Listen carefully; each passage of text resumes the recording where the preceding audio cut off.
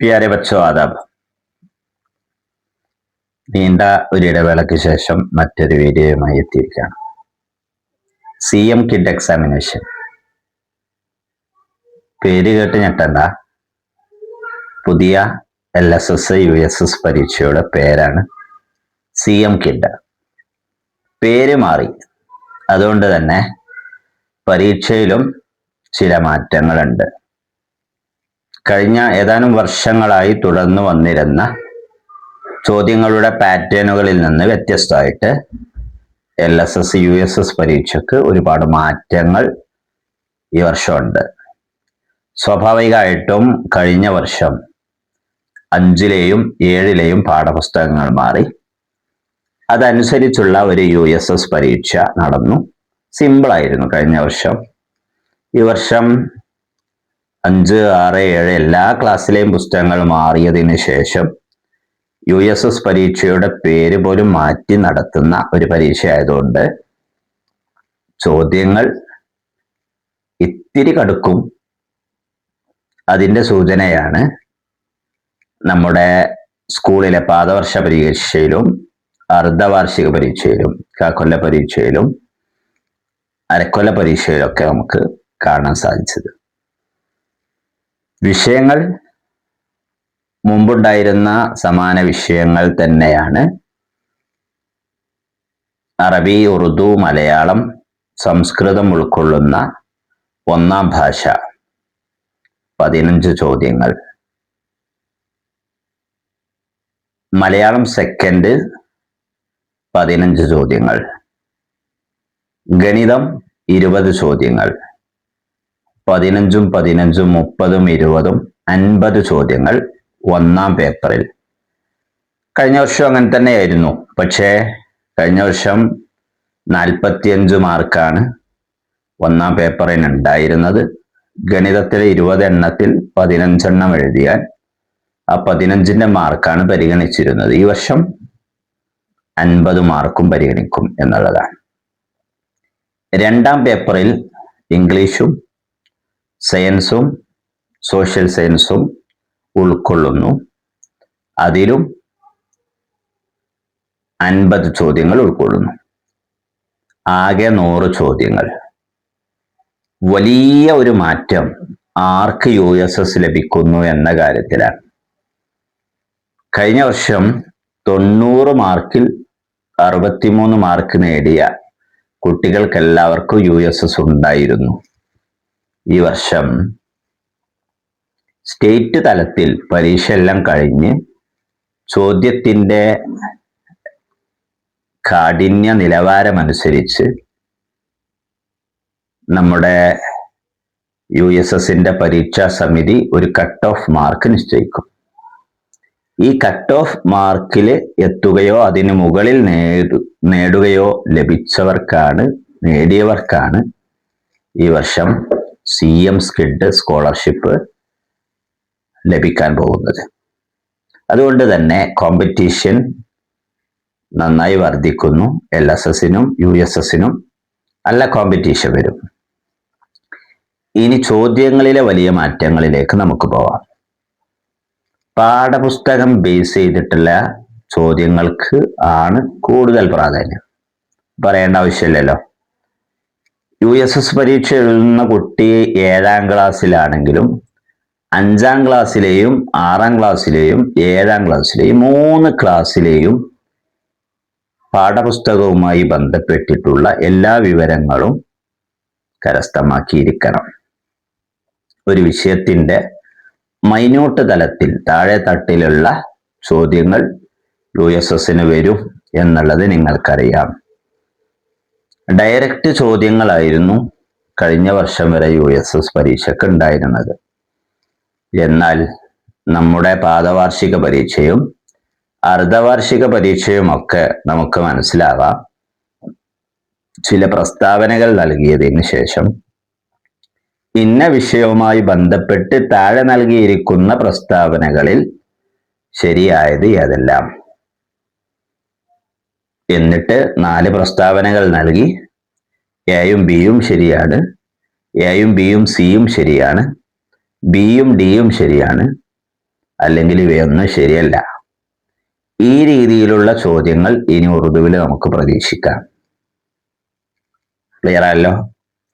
രണ്ടാമത്തത്, അപ്പൊ ഈ തരത്തിലുള്ള ഒരു ചോദ്യത്തിന് കൃത്യമായി ഉത്തരം നൽകണമെങ്കിൽ ആ വിഷയവുമായി ബന്ധപ്പെട്ട എല്ലാ കാര്യങ്ങളും അറിയണം എന്നുള്ളതാണ്. അപ്പൊ ഏതെങ്കിലും വിഷയവുമായി ബന്ധപ്പെട്ട 4 പ്രസ്താവനകൾ നൽകി ശരിയായത് ഏതെല്ലാം, അതല്ലെങ്കിൽ ശരിയല്ലാത്തത് ഏതെല്ലാം, സഹീഹ് നഹീഹ്, ശരിയല്ലാത്തത് ഏതെല്ലാം. ഇനി ഒരേ വിഷയവുമായി ബന്ധപ്പെട്ട 4 സെന്റൻസ് ആവണം എന്നില്ല. താഴെ നൽകിയവയിൽ ശരിയല്ലാത്തത് ഏത്, അങ്ങനെയും ആവാം. ഒരു പട്ടണവുമായി ബന്ധപ്പെട്ട്, അല്ലെങ്കിൽ ഗ്രാമവുമായി ബന്ധപ്പെട്ടത്, ചൂടുകാലവുമായി ബന്ധപ്പെട്ടത്, മഴക്കാലവുമായി ബന്ധപ്പെട്ടത്, ഇത് ഓരോ വിഷയമായിട്ട് ബന്ധപ്പെട്ട 4 സെന്റൻസ്. അതിന് പകരം അതല്ല, മറിച്ച് താഴെ നൽകിയിരിക്കുന്നവയിൽ ശരിയായത് ഏതെല്ലാം, ശരിയല്ലാത്തത് ഏതെല്ലാം. ഇങ്ങനെ ഒരു ചോദ്യം കൊടുക്കുമ്പോൾ ഒറ്റ ചോദ്യം കൊണ്ട് ആ ഒരു 3-4 സെന്റൻസ് കൊടുക്കുമ്പോൾ ഒരു 3-4 വിഷയങ്ങളെ കുറിച്ചുള്ള നമുക്ക് എത്രത്തോളം അറിവുണ്ട് എന്നുള്ളത് മനസ്സിലാക്കാനുള്ള ഒരു അവസരമാണ്. ഹിന്ദുസ്ഥാൻ കാ കൗമി ഫൂൽ കവൽ ഹെ, ഹിന്ദുസ്ഥാൻ കാ കൗമി ഖേൽ ഹോക്കി ഹെ, ഹിന്ദുസ്ഥാൻ കാ കൗമി പേട് നാരിയൽ കാ പേട് ഹെ, ഹിന്ദുസ്ഥാൻ കാ കൗമി നദി ഗംഗ ഹെ. ഇവയിൽ ശരിയായത് ഏതെല്ലാം എന്ന് ചോദിച്ചാൽ നിങ്ങൾക്ക് മനസ്സിലായിട്ടുണ്ടാവും ശരിയായത് ഏതൊക്കെയാണ്. ഉദാഹരണം എയും ബിയും ഡിയും ശരിയാണ്, അതേസമയം സി ശരിയല്ല. ഈ പറയുന്നതോടുകൂടി ഒരു 2-3-4 വിഷയങ്ങളിൽ നമുക്കുള്ള അറിവ് എത്രത്തോളം എന്നുള്ളത് മനസ്സിലാക്കാൻ സാധിക്കും എന്നുള്ളതാണ്. പിന്നെ നമ്മൾ ചെറുപ്പകാലത്ത് തന്നെ നമ്മൾ കാണുന്ന, പരിചയിക്കുന്ന, ഇഷ്ടപ്പെടുന്ന ഒരു കാര്യമാണ് ചേരുംപടി ചേർക്കുക, ജോഡ് മിലാന. അവ ജോഡി ചേർക്കാനുള്ള പ്രവർത്തനം, ചേരുംപടി ചേർക്കാനുള്ള പ്രവർത്തനം, അവിടെയും നമുക്ക് ഒരു ഭാഗത്ത് നമ്പർ ഉണ്ടാവും 1 2 3 4. ബേ പാർട്ടില് രണ്ടാമത്തെ കോളത്തില് ABCD ഉണ്ടാവും. ഉദാഹരണം, ഒരു ഭാഗത്ത് നമ്മൾ ടാഗോറിനെ കൊടുക്കുന്നു, മറുവശത്ത് എന്തുണ്ടാവും, എയിലോ ബിയിലോ സിയിലോ ഡിയിലോ ഒക്കെ ആയിട്ട് എന്തുണ്ടാവും, ജനഗണമന ഉണ്ടാവും. അതല്ലെങ്കിൽ മുജാഹിദെ ആസാദി എന്നുണ്ടാവും. അങ്ങനെ എന്തെങ്കിലും ടാഗോറുമായി ബന്ധപ്പെട്ട ഒരു വിശേഷണം ബി പാർട്ട് കൊടുത്തിട്ടുണ്ടാവും. അപ്പോൾ 1 അപ്പുറത്ത് സിയിലാണെങ്കിൽ 1 സി 2 എ 3, ഈ രീതിയിൽ ശരിയായതിനെ ചേർത്ത് കൃത്യമായ രീതിയിൽ ശരിയായി വരുന്ന പാറ്റേൺ ഏതാണ് എന്നുള്ളത് എഴുതാനുള്ള പ്രവർത്തനം. മറ്റൊന്ന്, നമ്മൾ പാഠപുസ്തകവുമായിട്ട് ബന്ധപ്പെട്ട് ഏതൊക്കെ കവിതകൾ കൊടുത്തുവോ അതിൻ്റെ താഴെ കവിയുടെ പേരുണ്ടെങ്കിൽ തീർച്ചയായിട്ടും അത് നമ്മൾ ഓർത്തിരിക്കണം. ഉദാഹരണം, ജഫർ ഗോരഖ്പൂരിയുടെ കവിതയുണ്ട്, മൗലാന അൽത്താഫ് ഹുസൈൻ അലിയുടെ കവിത ഉണ്ട്. അപ്പൊ ആ കവിതയൊക്കെ ഏതാണ്, ബർസാത്ത് സിർപ്പയായി ഖാലി ഘട്ടായലായി, ഇതാരുടേതാണ് എന്ന് ചോദിക്കാം. അതല്ലെങ്കിൽ നസ്മിന്റെ പേര് കൊടുത്തിട്ട് ഇത് ആര് എഴുതിയതാണെന്ന് ചോദിക്കാം. അതും അല്ലെങ്കിൽ നമ്മൾ ഒരു പാട്ട് പഠിക്കുമ്പോൾ നമ്മൾ സാധാരണ അതിലുണ്ടാവുന്ന ഒരു വർക്കാണ് ഹമ്മാവാസ് അൽഫാസ്. ഹമ്മാവാസ് അൽഫാസ് എന്തായാലും ഇതുവരെയുള്ള എല്ലാ USSനും ചോദിച്ചതുകൊണ്ട് ഇപ്രാവശ്യം ഉണ്ടാവും എന്ന് പ്രതീക്ഷിക്കാം. മറ്റൊന്ന്, ഒരു പാട്ട് പഠിക്കുമ്പോൾ ആ പാട്ടുമായി ബന്ധപ്പെട്ട സമാനമായിട്ടുള്ള മറ്റു പാട്ടുകൾ അത് നമ്മൾ അറിഞ്ഞിരിക്കണം. നമ്മൾ അറിഞ്ഞിട്ടില്ലെങ്കിലും ചോദ്യപേപ്പറിൽ നമ്മൾ പഠിക്കാത്ത ചിലപ്പോൾ 4 വരി തന്നിട്ട് ഇത് എന്തിനെ കുറിച്ചുള്ളതാണ് അല്ലെങ്കിൽ ഇത് ആരെ കുറിച്ചുള്ളതാണ് എന്ന ചോദ്യം വരാൻ ചാൻസ് ഉണ്ട്.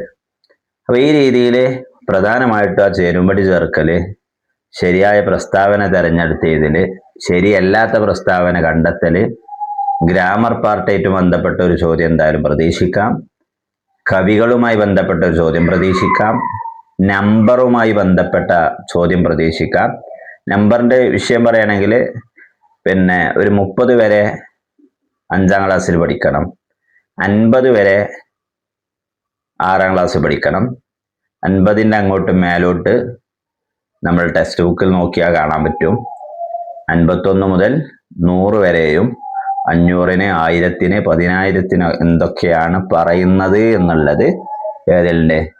7ാം ക്ലാസ്സിലെ ടെക്സ്റ്റ് ബുക്കിലുണ്ട്. അപ്പൊ അത് നമ്മൾ പഠിക്കേണ്ട പ്രധാനപ്പെട്ട വിഷയമാണ്. അത് പഠിച്ചിരിക്കണം. ദിവസങ്ങളുടെ പേര് പഠിച്ചിരിക്കണം. ഇവയെല്ലാം നമുക്ക് പരീക്ഷയ്ക്ക് പ്രതീക്ഷിക്കാവുന്ന ചോദ്യമാണ്. ഓരോ വർഷം കൂടുമ്പോൾ നമ്മുടെ പാറ്റേണിൽ വലിയ വലിയ മാറ്റങ്ങൾ വന്നുകൊണ്ടിരിക്കുകയാണ്. ഇപ്പൊ ഉദാഹരണത്തിന് സോഷ്യൽ സയൻസിൽ അല്ലെങ്കിൽ BSc-ലൊക്കെ സയൻസിലൊക്കെ എന്തുണ്ടാവും? സ്റ്റേറ്റ്മെന്റ് ഉണ്ടാവും, താഴെ റീസണും ഉണ്ടാവും. സ്റ്റേറ്റ്മെന്റ് താഴെ അതിന്റെ റീസണ്, എന്നിട്ട് അതിന്റെ താഴെ ഓപ്ഷൻസ് ഉണ്ടാവും. സ്റ്റേറ്റ്മെന്റ് ശരിയാണ്, റീസൺ തെറ്റാണ്. സ്റ്റേറ്റ്മെന്റ് ശരിയാണ്, റീസണും ശരിയാണ്. സ്റ്റേറ്റ്മെന്റ് ശരിയാണ്, റീസൺ തെറ്റാണ്. ഈ രീതിയിലുള്ള ചോദ്യങ്ങൾ നിങ്ങൾ കണ്ടിട്ടുണ്ടാവും. പ്രസ്താവന ശരിയാണ്, കാരണം തെറ്റാണ് എന്നുള്ളത്. ആ ഒരു തരത്തിലേക്ക് നമുക്ക് USS ഉറുദുവിൽ ചോദ്യങ്ങൾ വന്നുകൂടായില്ല. പക്ഷെ ഇപ്രാവശ്യം നമുക്ക് അങ്ങനെ പ്രതീക്ഷിക്കണ്ട, ഇല്ല എന്ന് പ്രതീക്ഷിക്കാം. വരുന്ന ഭാവിയിൽ അതിനൊക്കെ ചാൻസ് ഉണ്ട്. ഉദാഹരണം, താജ്മഹൽ താരിഖി ഇമാരത്ത് ഹെ, അതെന്താണ്? ഇബാറത്താണ്. അതൊരു ഇബാറത്താണ്, പ്രസ്താവനയാണ്. എന്ത്? സ്റ്റേറ്റ്മെന്റ് ആണെന്ത്? താജ്മഹൽ താരിഖി ഇമാരത്ത് ഹെ. ഇനി അതിന്റെ അതിന്റെ കാരണം, താജ്മഹൽ ഷാജഹാനെ ബനായ, താജ്മഹൽ ഷാജഹാൻ ഉണ്ടാക്കിയതാണ്. അതുകൊണ്ടാണ് എന്തായത്? താരിഖി ഇമാരത്തായത്. ഇവിടെ ഒരു ഇബാറത്തും പറഞ്ഞു, ഒരു വജയും പറഞ്ഞു, ഒരു കാരണവും പറഞ്ഞു. ഇനി അതിന്റെ ഓപ്ഷൻ എന്ത് ചെയ്യാരം? സ്റ്റേറ്റ്മെന്റ് ശരിയാണ്, കാരണം ശരിയാണ്. സ്റ്റേറ്റ്മെന്റ് ശരിയാണ്, കാരണം തെറ്റാണ്. സ്റ്റേറ്റ്മെന്റ് തെറ്റാണ്. ഈ രീതിയിലുള്ള ചോദ്യങ്ങൾ നമുക്ക് പ്രതീക്ഷിക്കാം. അപ്പൊ അത് ഈ വർഷം ഉണ്ടാവില്ലെങ്കിൽ പോലും സമീപ ഭാവിയിലെ CM കിഡ് ആയതുകൊണ്ട് തന്നെ ഇപ്രാവശ്യം കിട്ടുന്നവരെ എണ്ണം കുറയാനാണ് സാധ്യത. അങ്ങനെയാണല്ലോ. പിന്നെ കിട്ടുന്ന കൂട്ടത്തിൽ നമ്മൾ എല്ലാവരും ഉൾപ്പെടട്ടെ. പരമാവധി ഉറുദുവിൽ എല്ലാവരും സ്കോർ ചെയ്യുക. നമ്മുടെ USSന്റെ മുൻ വർഷങ്ങളിലെ എല്ലാ ക്ലാസ്സുകളും നന്നായി വീക്ഷിച്ചാൽ എല്ലാ ചോദ്യങ്ങൾക്കും ഉത്തരം കണ്ടെത്താൻ കഴിയും. പഹേലി എന്തായാലും ഉണ്ടാവും. കാരണം പഹേലിക്ക് 5ാം ക്ലാസ്സിലെയും 6ാം ക്ലാസ്സിലെയും 7ാം ക്ലാസ്സിലെയും പുസ്തകത്തിൽ നല്ല സാധ്യതകൾ കൊടുത്തിട്ടുണ്ട്. അതുകൊണ്ട് തന്നെ മേയക്ക് ജാൻവർഹും മേര ഗർദൻ ലംബാഹും എന്നൊക്കെ പറഞ്ഞാണ്ട് അല്ലേ, എൻ്റെ കഴുത്ത് നല്ല നീളമുണ്ട്, ഞാനൊരു ജാൻവറാണ്, ജംഗലിലാണ് താമസിക്കുന്നത്, ബോലോ ബോലോ മേൻ കൊൻഹും, ഞാൻ ആരാണെന്ന് പറയൂ. ഉത്തരം സറാഫ് അല്ലെ, ഉത്തരം സറാഫ്. ഈ രീതിയിലുള്ള ചോദ്യങ്ങൾ, അല്ലെങ്കിൽ നമുക്ക് പരിചയമുള്ള പല ആവാസുമായി ബന്ധപ്പെട്ടതൊക്കെ കണക്ട് ചെയ്തിട്ടുള്ള ചോദ്യങ്ങളൊക്കെ USSനുണ്ടാവും.